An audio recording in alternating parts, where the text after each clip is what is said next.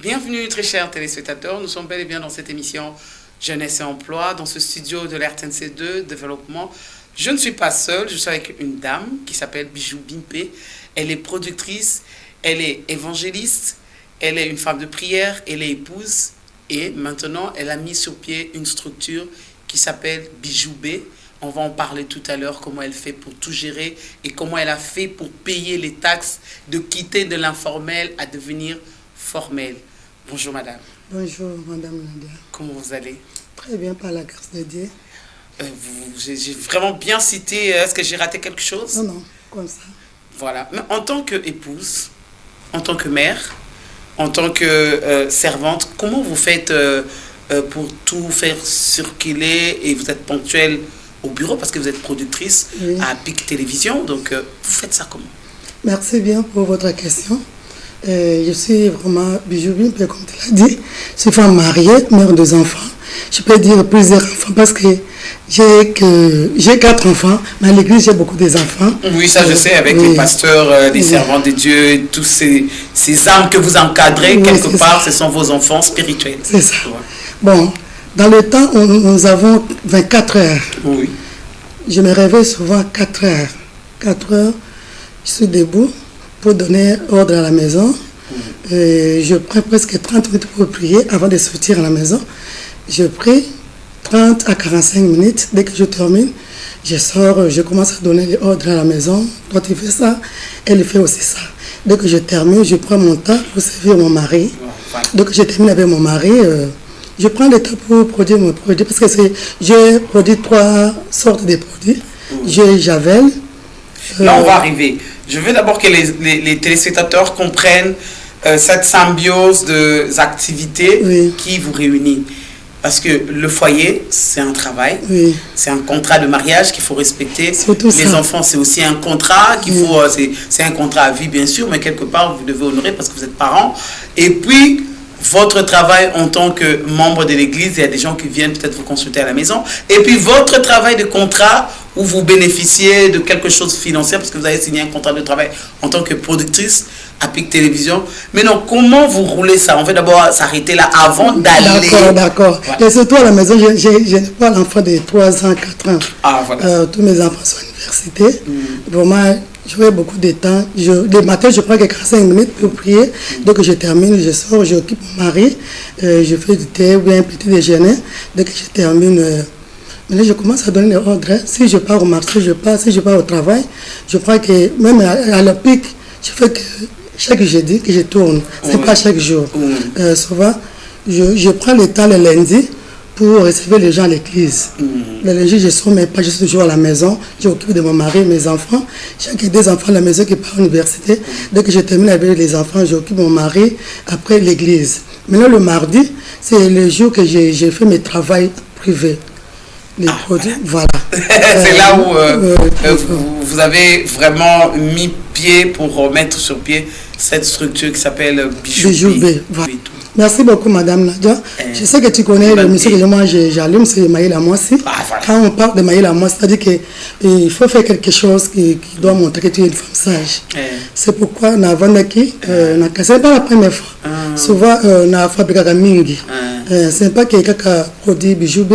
Les gens ont vu, on s'en a rappelé en dehors, il y a produit wana. Mais Bijou B est marqué biso makasi parce que tu l'as envoyé les tazana simanayo, vous avez moi gérant, vous avez donc ça dit au structuré ango na ba norme au to bengaka formel. Parce qu'à l'informel, au sali na teki. Mais si ko ozo kende na pena mikanda, faut que l'état pe agane ke loko, l'état pa yebake, maman wana maleme bani na 2 personnes, tiens comme on a 3 et mukilizo kende liboso grâce à Bijou B. OK, merci.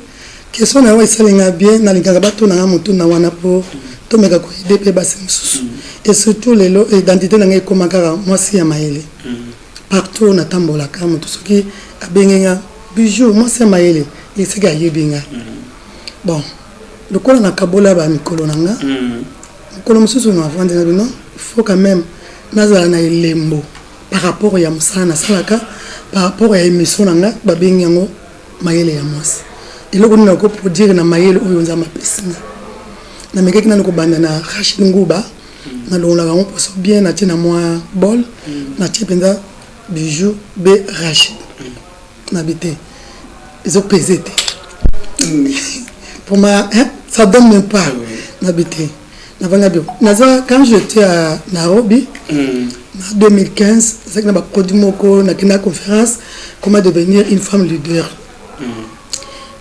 tozaki ko babana utalisa biso ndenge kokosala ba produit oyo kokosala ke ndako na weza na bopeto bilamba na beba langi parce que ça va na sala ke beba sa langi ya ilamba te non je peux commencer aussi à faire ça na mekana ko talisa ba mama na meki yango na j'ai commencé avec le javel na meki yango na javel ya pamba na meki ko poster na moni basali na commande maman j'avais la main tu vois tu sais que les Congolais sont un peu complexés bah ni ami biloko butala bande ba meki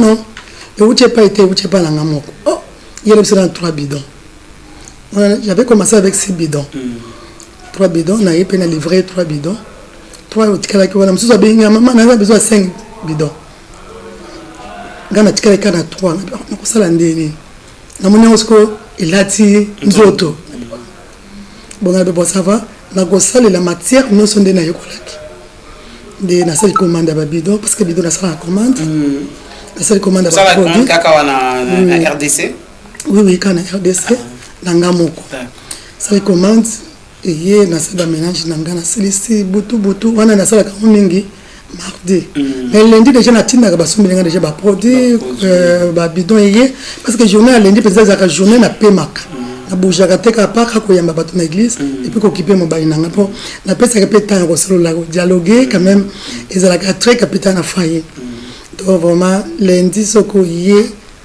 après 15 heures au moins dans les bandes je suis toujours à la maison na chambre nanga avec mon mari tout solo là parce que la chambre nanga ezali télé blanc nous ezali pour na bimandi bande za moi passe mardi dans na tongo na bani sa ba solution nanga na ziso ba ni sa solution na bani ko tshana ba bidon ngamoko na za na mwana moko ya muke ya na zo na église parce que ngana za sona mwana ya mukete nzamba sala nga grâce na bota na bo mwana bana nonso ba sisa classe si mwana ana ngana zo tshaya zo kanga ba bidon tshaya zo kanga ba bidon to poster ngo bana moko société à douane maman tozana besoin ya javel 30 bidons on a produire seulement 10 parce que nous avons la capacité de resala rebelle na bisa bana on livrer bino 10 lelo 10 nous na 20 tikali na resala la bino lobby madame na faut oser faut que meka na vie na kebo na toucher mbongo du coup na maboko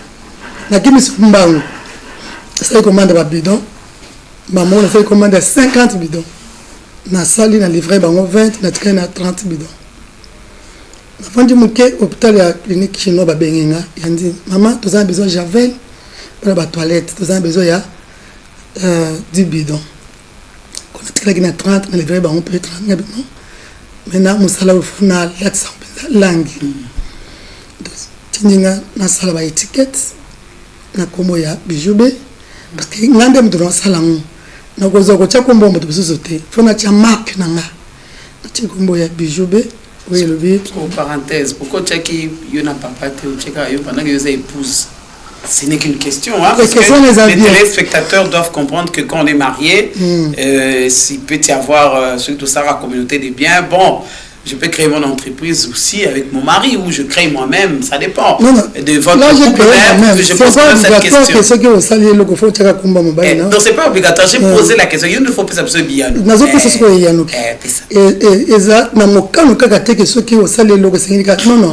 ça là on peut mobile à moi, ça les locaux. Maintenant on a tali habité.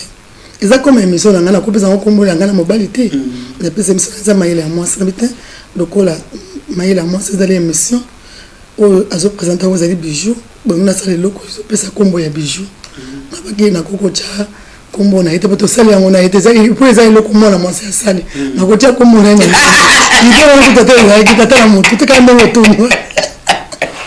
kando tu na ko za kwa na mutu na koko za tepo za télévision mais si vous ya zo quand ndeni tango che bijoux be aka combien assez peu li pona ye ezaki fier nazoyeba mukolo moko atelemi na cher Dieu m'a béni d'avoir une femme comme Bijou, à créer société dans la biso. Donc, c'est là qui est fier mon boy, à télémi, à mon qui n'a pas polo, à mon bamoko, à jouer ma casse au balanque, na ko bakise le ombo. Peut-être mon sala ou qu'est-ce que puis na mosala na biso na kolinga. Donc na ko mo na yemo so poster na statina. Donc ça dit que ça là qui est bien. Mon kolo mo la nga na zo produire na tout na nga pour na nini. Ça doit tout ninga babidon autant na besoin combien na ibisi. Vraiment na ça tika na ibisa o nzamba sunganga na mobali na bike mutu azanga kama bete. Mais azama la na makambo ebele. Eza na eloko moko te na sala ou bien na sala sans que ya tchali beaucoup. Encourager anga souvent. Même la télévision, ça moi na vendre sa dernière temps tu bouges pas, pourquoi? Doit déranger à cahier. Alingana zela en mouvement. Tant on a sali yango tali ndenge na sali beauté parce que nzamba pesanga maïl. Il faut que ça la couleur différente. Tant mon tozo j'avais la bike bidon à bleu, avec ça savon ça jaune, avec ça détergent mousse et ça bidon ya vert. Comme ça il y a coûtant classant bien à ça non. Vraiment vous avez na maïl. Idée ni kokoyela yo ozo ba bidon ba jaune boyé bleu ni kabite na vanda ki na bite javel ils ont un rôle nango au pesa na rôle et kabona na ba bidon pour montrer que y a besoin ya o ya faire wana vers des détergents mousse de e bandaki le quoi lisano lelo oyo tukomi pe ko livrer mais pas ces alliés de lo so bimina mutuka ba kangao tandis que na mboka mususu za soki moi petite moyenne d'entreprise. Parce qu'il y a des très petites moyennes d'entreprise. C'est ça. TPME. Parce que c'est moins de l'investissement et moins de 2-3 000 $. Et puis nous sommes en train d'aider notre chef de l'État. Nous avons une vision parce que nous avons déjà travaillé. Quand même, nous avons diminué l'État. Mais aujourd'hui déjà, il y a établissement. Oui, on a déjà. Mais non, qu'est-ce qui vous dérange? Parce que c'est pour ça qu'on a mis sur pied des émissions pareilles pour parler de tout ça. Parce que c'est pour encourager les jeunes qui se débrouillent, les jeunes entreprises, les jeunes établissements pour que s'exprimer et que l'État congolais aille au cas. Comment faciliter surtout ça, et surtout même les sombeli au lieu que ta présidence ton ministère qui gagne ba commander kaka ya ba indien ba linga ba indien ba indien de ba congolais ba benga pe yo baza honnête so ba mvutaka bango la je sais pas c'est ça complexe photo longola ngo bango photo longola madame parce que chef d'état lobaki akosala ba millionnaire et système ba osala ba millionnaire ça kolata ilamba liputa ndinga lata mo ba chemise wana sala mo buga po atubi ba mo lata bongo mukolo ba ko yebisa gouvernement mobimba biso stolata lokola tata wa kufa na tanga kombote abakos parce que chemise lokola yé ba kutiri ba komata jour monsieur la présidence abi bon on a président bosombra combien de savons autres a 1000 savons par mois bon d'accord na lingo kabla 9 congolais plus 2 étrangers monte que ba tebele ba kozwa mbongo na kate puis ba millionnaire ba kobima et surtout mutuna otuninga maman et ça linga bien parce que boy dakabiso nakole kapena émission zo meko tuna mutuna wana parce que na moi na question na yo ozana souci musa na osala kendeli boso. Oui, c'est ça le souci, c'est la RTNC, la chaîne nationale et surtout que Angelangeza Développement, ils ont vraiment le souci de vous écouter et que ça change parce que oyoyo bakisa. Ils ont moins $2 au bâtiment na caisse ya l'État. Merci bien. Pour que misale tambola, même RTNC peut tambola, il faut pas bon en contrat pour y faire un. Faut taper moyen, faut taper ba travailler. Voilà. Oui, bien, le qu'on a remarqué dans mboka na biso, l'État congolais a aidé biso TP a pesa ka conseil. Tala ebena lobele. Yé akanga kamba la moko. Des fois na zone ngala bimamuke, na moto au moins tant chauffeur avec ceinture té. Na na monaté horloge ou bien plus tellement la ceinture. Ba mo okangai. Mais na pays étranger c'est pas comme ça. Au moins arrête-toi. La ta ceinture na yo, ils apprennent bien on va ko pesa conseil. Mais en conseil za la raté. Au moins na tchemba mo ba kangi biloko. Soko to kebite ba sopi yango, ba nyati na tiango. Na ye bakate. Bazana na posa biso ba congolais to kende liboso ou bien to kende liboso te. Parce que mutu lokola biso to sali moi eloko na ya muke. Tam sunga na yebite na sali. Mais pour comme na ordre yo le temps de faut l'aksanga. O bengi ngai na yena biro mama omoni musala osali et senga uzwa mukanda boy. Et senga okende boy. So yo sko yebsinga te mama okanginga. na oyeba ndeni nde eloko etindaka congolais asala mikanda te po ntango koya kaka mbamo bakangi mpo ntango akobanga wana mpe azwi mpe mwa moke afini ye histoire elali voilà ekomi kaka soki ozolanda doloko nga na osenga na l'état congolais na biso bato toye mpe na nsima mpo tokoma mpe bato lobi mpo lelo ovandi mpenza mpe établissement du jour be eza ya mwana mboka mpo toyede kende liboso tosala tokomisa ye mama mpo société na yo ekota mpenza na banoma ndenge esengeli osala mpona l'état bundana bopesi biso temps ntanso topesi yo 3 mois bien topesi une année zala boye moko akozwa mpe eloko yango na valeur mais ntango bino baoya bopesi nga conseil te des fois tokobima po toteka bozoteka sika bosala mokanda mwana banke tobiso baboteli biloko longo na polo bazwi polo balongwe voilà siko ntango kozala mwana banga te na kofini 10 000 esi tokozala so na susi akosala mokanda tozala susi nango te elongo na kosenga na leta mosala nasali ezali mosala oyo ezosonga bamama ezosonga mpe na bilenge parce que eza bamama ebele baza na fond ya koteka te donc mama apesanga 10 bidon ya javel nateka bongo nazwa mpe mwa moke napesa yo moye oboye kozala te mais sikoyo beaucoup de sarango ozwi facilité pour na remarquer que les Indo-Pakistanais et tout ce grand supermarché, Congolais, ça aussi c'est une interpellation de la part de l'État. Bazo qu'on encourager binoté yo siko yo ozu moi chance quelque part au livrera moi ba produit na yo na ba supermarché là parce que bibato bango ba tekela keza ba congolais mais balika ka bloka ba intende tekela mara kuna ya biso ko takate vraiment sali bonyo zu chance wana non tozo sambela na nzambe ko côté la bango ko ba ndima yo non toko forcer te de son abi que na zu chance wana eza lokuta. Et puis si on a vu qu'il y a des baboya izamabe, na koko c'était na musana nzambe, na tuna bangote, pe na meka bangote mais tous na moins chance à livrer parce que belé, ya bana mboka. Na ba société songolo, ils ba société bazozo yango pe bazoteka yango. Mais na lobaki pour le moment to côté pe na ba marché. To meka parce que bango basomba mingi biloko za na carton. Parce que ko senga pe ki makoki to za nango. Peut-être tu as une gamme, mais 3 bidons. Donc, tu as 2 gammes de carton, 6 bidons. Tu as carton, tu as emballé, on a des barres. Parce que mon délai, tu as le quoi, mon tout le monde. Mon délai, il y a des look, ils ont un norme normal. Et puis, ils ont un maman, c'est un carton 5. Mais là, c'est un bidon à ma bogo. Parce que les 5 appellent que Nazuata, là, ça s'appelle un carton. Et les 5 appellent que bon. Ah oui. C'est là où aussi nous voulons venir. Les difficultés que vous avez, ils appellent. Les banques ne vous prêtent pas main forte parce que ce que vous savez, bataille aux appels même à casse, c'était tous en moins de ma casse, c'était baboui na bango. Pour na étape au commis normalement banque et croire qu'au début ça au moins 5 000 de façon que ça sera malin mais pour call les salles sous production, c'est ça non? Et ça passe na mboka na biso madame la journaliste mboka na biso et comment repona bilongi. Na ba teinture. Na ba teinture. Na beaucoup yebana. Na meki ko beta moi porte na scam sangolo. Ngayo moto na yeko beta ndeba ko mo senga lisusu. Voilà, c'est un peu compliqué. Ngayo na yeko senga bilope ko mo senga lisusu. Faut penser biso boto ko telo bon. C'est un peu louche. Yango na kana mukena zanango. Na bato ya bonne foi.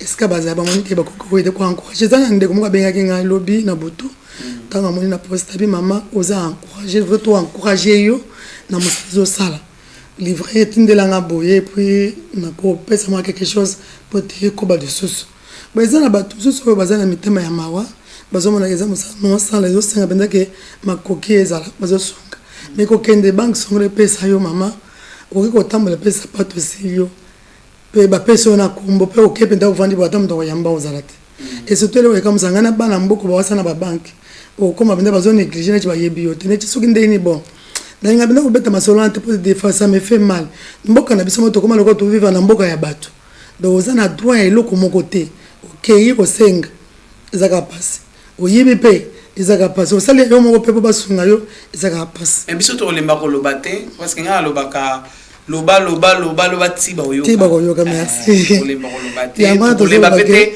ko lobela ka bango to ko leba pete ko yoka ka bino poto lobela ka pe bango pour que ça change parce que le chef de l'État et son gouvernement et la vision à la société civile, ils ont continué toujours à plaidoyer dans le sens et à encourager l'entrepreneuriat. La meilleure façon d'encourager l'entrepreneuriat, c'est de casser ce qu'on appelle la corruption. Et là, vous avez la corruption.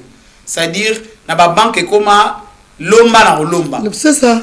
Malgré le salaire, l'omba na olomba. Mais quand ça a toujours bateau. On dit téléphone et comme il aura bien. Téléphone n'aura oyo. Et l'on aura moutoumsala et matisara. Yo au filmé l'on a eu comme on a au bois que ok na yo. N'importe quelle banque, on dit na royal na souté la balia na royati. Au filmé aux yeux comme on oche à senga ngambon. Comme ça t'as l'on moussala moi c'est na ba ane ba so maïl. C'est une parenthèse. Maman, combien il a combien de production? Bon. Non, on a 500, c'est pas moyen. Non, on a moins de 300. T'es à 300. Ah, mais c'est déjà bon parce que tu as 300 pièces. Et les coulages mensuels, ça varie combien? Bon, par jour, si tout va bien, ça dépend. Hein? Mensuel, parce que par jour, c'est compliqué par jour, parce que mensuel, ça me donne quand même une idée de l'évolution. Pour la jeune, va comprendre que tu vas dans malin, mais tu te repousses. C'est ça. Et nous, comme ça, engagé que jeune ma belle jeune madame, ce qu'on fait dans ça là, aux hommes on a visé dans le bon. Vous voyez, parce que ça dans le marketing, vous allez bana on de refout d'ailleurs.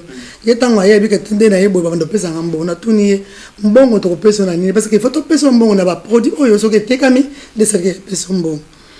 Ce qui est soit par semaine ou bien par mois, soit pour dire à total $100, 200 000, on a biso, on a pendé au coco PC. Mais ce que ça le marketing est moyen, parce que quand on a mon son à sali, tu par mois, moi 100 000, moi 200 000 les ans au côté. Mais que simba que 300 bona ma bok na noté na coco saté, mais 200, 100 000, net il est l'autre livré, mais tout ça bon. On fout après. Mais c'est déjà bon. Mais tout ça, 5, 8, 10, autres livrés déjà. Équipe Nayo, beaucoup mis combien? On levait l'enfant a aide manuel, mais équipe Nayo, pour Nayo qui tout à l'heure, autant sur la gérant, combien? 2, 3, 4? 3. Mais reprochez bien. Donc, aux autres reprocher, jeunes.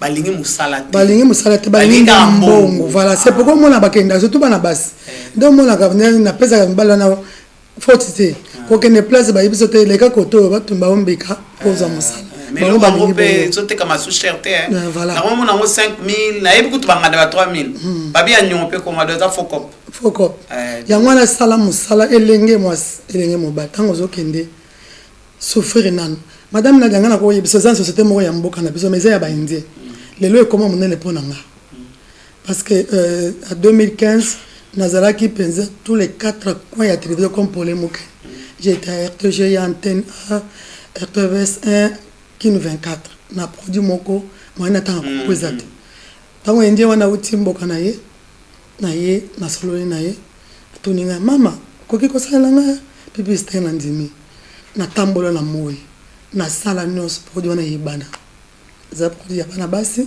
ba itizaka na mama na ba e bon mwasi na sala ki tout j'ai fait 3 ans c'est pas un mondela na produit ebani na za ko tambola makolo mondela pesa ya motuka donc na koma ki numéro 1 ya société wana na Congo ibele o na ko ba yebi voilà donc la bande qui a 0 na tambola na moyi pour hôtel za ba tout pour na ko na télévision na sala ki bi presque na chaîne na koti saki sponsor na ba chaîne nyos ya cannabis. À l'époque, ngana zaki teo na kindena senga non ngaba bando benganga. Madame Bijou tu peux venir chez nous.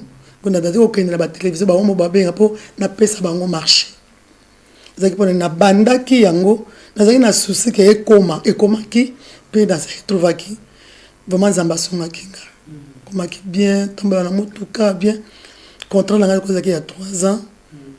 Ndela zonga mboka na ye indien musuza yekoya voilà mais lelo soko be mwana mwasi webse ke dans la marchandise ya kato sera ko tuno e mama ndé to na no tambo nango esiko bando futa ngandini eloko liboso bango banda ngandini Mais pourtant, maman Bipopola, c'est ça qu'elles font, c'est-à-dire qu'ils n'ont pas de fond. C'est ça. Azwaka produit, ate mive na ye, ate qui pas zongi c'est le bon na yo maman Bipopola. Bon là c'est la mobana. Mais bah jeune. Donc c'est un problème d'éducation, de sensibilisation et d'éducation. Très bien. Mais quand on éducation, la maman passait à des besoins pour non, c'est une parenthèse. Oui, là tu as raison. Nazana moi na ngamo ya mobali ici, na tinde quelque part que nous ça. Mais moi je n'en suis ça ira bien. Ma belle maman au beaucoup la mona bien. On a eu ça que tant aux autres qui ne coûtent un an bon côté. Battre les relations wana. Oui, biter le comme nous wapi. Abi maman, abi gabi maman bijou beaucoup le mona. Atikala ko tuna biso salaire na ko sala ndenge. Salaire na ko sala atikala ko tuna te. Do lekela bango. Do mona la ninde na bisa biter na vie on ngo rester autant na bon côté. Tala na bango ndenge bazo kende na yo. Un conseil pour toute cette jeunesse qui vous suit et puis l'État congolais pour tout comme déjà voilà nous avons besoin de conseil na jeune surtout ba jeune fille parce que les garçons et moi ba signer na bango bravo na ba garçon et moi ba signer na bango mais après comme ça lolendo ko ba linga ko tela ko garçon zo tela garçon te wana garçon bébé bouche wanda ba chokoli le wana na bango te mais bana basi ce qui il faut tanga lo ba za makambo na vivre yaka osa marketing na msa te mama siko bando futanga combien siko na osa ndeni na bando tambo na ngonde na la tambe polo siko to za so pese polo lata polo pona marque na biso monana aoza polo atina lipeka boy so ki aina musala téléphone voilà. Donc, à cause de l'autre, il y a un peu de bas. Oui, vous avez eu comme ma talana ne bon bien rabino moko pour la nini. Bon ko envier moto asa bongi. Le pe sala de fazer que bonga. Sala musala lo lengo kotaki wana etika la histoire. Ozana fier, ozana makasi kusenga pe ko lia yango pe to bandaki ya zéro le lo nzamba pamboli biso. Nako yebisa pe ba mama pasteur, susu na ba pasteur na kati ya église. Encourager la misala, pas créer. Parce que Zambé est créer l'homme selon notre image. Ça dit que Nzamba a créé. Nous tout faut créer. Vous avez une église, Tongo, Midi, pourquoi? Parce que les logothés m'abé. On a créé l'église, c'est ma maman. On va dire que ça les logothés, comme côté pour produire les autres. On a besoin de moi 2020 militaires. Donc l'église, on va encourager ma maman, parce que logo. Et puis, nous avons un prêtre, il y a aucun des autres, nous avons une conférence, maman, nous avons raté, nous avons égoïsme, nous avons raté, nous avons raté, nous avons numéro na ezali tobanda na code mboka plus 243 81 03 fois 10 25 na bandeli plus 243 81 000 10 27 so bengenga na zalanga monde téléphone ata oza wapi oza na besoin ya commande ya ta kometo yela wana tozo livrer gratuitement. Et sur Facebook, les réseaux sociaux, il y a un Bijou B toujours. Bijou B. Produit Bijou B. C'est WhatsApp, des numéros dans la PC. Dans TikTok, dans la commune Bijou B. Voilà, c'est Bijou B. Au moins, on a produit Nabiso. Quoi, il va payer Babion, c'est ce que tu as dit. Ce que peut au Benginga, tu as géré au Babimaka, on a eu comme ça. Pour attendre, vous avez un monga fou. Attends, vous avez un kindé. N'est-il là où tu livres la kitambo? Donc, tu as partout. Surtout ce que vous avez 10, 30, tu as transporté. Moi, les loba, il y a mon konzamboka, au bazoko zingae, au bazoko boma misma solo. Parce que mon konzamboka, ça peut se temps. Mais entourage, il y a un soit au bon. Entourage, il y a un peu.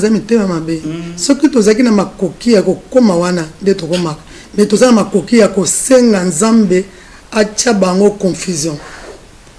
Parce que, de fois na ibsa kanzambe na makoki ya kokoma goma te est te pona kosunga bato wana mais na makoki ya kosala prière onzamba songa bango et pas mo konzamba ko koza ko ke okoza pena posa ya mbawo me bakale ya ngoma ba kenzambe moyo kale ezate naza na makoki ya kokoma te nazolo ibsa kanzambe oyo apesa biso pouvoir pe makoki que bateau basala que mokonza tala miso na bao baokelela te na bao basala makambo ya bien te nzamba confondre bango mokonza mboka ayoka bambela na biso mama Denise na kero ayoka biso basi lokola biso boye tozo bunda na misala ya maboko ache biso maboko biso kuneza bo moins fond ya muke pona biso ezali malamu mingi misala ko mata pe mboka ekosepela. En tout cas, j'ai retenu que vous avez besoin quand même au lieu de que n'araba banque au lieu de sungara kaka na fondation sungara la maladie et comme appelle jour moko ba bibo bato ba bana ba société ba lokola yo ba ya kozwa ta 2500 ou 2 millions et quelques francs congolais pour ba kolisa ba société ba ina mikana ba kolisi mais ezala ouverte ezala te que réseau ya noko ya mboka ce qui tue le Congo c'est ça réseau d'amitié réseau de couleurs réseau de bassins c'est mauvais ça. C'est une participation, la mienne, parce que c'est important qu'on en parle. Merci Bijou Bimpe d'avoir accepté cette émission. Et avec votre structure Bijou B, c'est un plaisir de vous recevoir dans cette émission Jeunesse et Emploi. Merci à tous nos téléspectateurs qui nous ont suivis à travers cette émission Jeunesse et Emploi. Si vous voulez m'écrire, écrivez-moi ce numéro qui est devant vos petits écrans. Au cas contraire, tapez seulement sur Facebook Nadia Okako. Vous avez mon visage. Vous pouvez toujours glisser un mot. Je veux vous recontacter pour discuter et voir comment on peut vous recevoir. Mais en tout cas, à tout ce qui concerne l'entourage du chef de l'État, je souhaiterais seulement que, allons-y, créons des millionnaires. À travers des émissions pareilles, vous avez des idées. Allons-y. Il faut qu'on ait beaucoup de millionnaires qui créent les entreprises et qu'on leur booste. La seule façon d'avoir des millionnaires au pays, c'est booster le jeune entrepreneur tel que Bijoubé et les autres qui se créent de gauche à droite. Surtout ceux qui sont formels parce que ça ajoute un rien dans la caisse de l'État. Merci, on se retrouve prochainement. Merci à la grande équipe technique qui a assuré aux mains de mettre cette émission. Surtout à mon réalisateur. Là, je vois l'assistant Luboya et puis Pierre Mwanda et tout le reste. On se revoit prochainement.